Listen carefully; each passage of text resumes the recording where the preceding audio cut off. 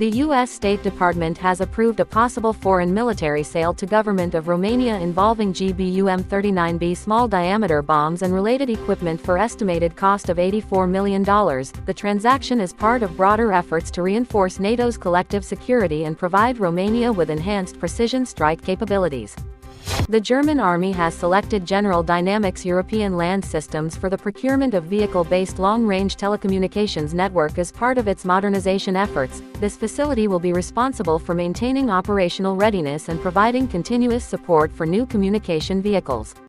Russia have developed self-propelled anti-tank missile system based on ground-tracked platform. The system consists remotely controlled Kornet turret with 3 Kornet missiles and Varan unmanned platform.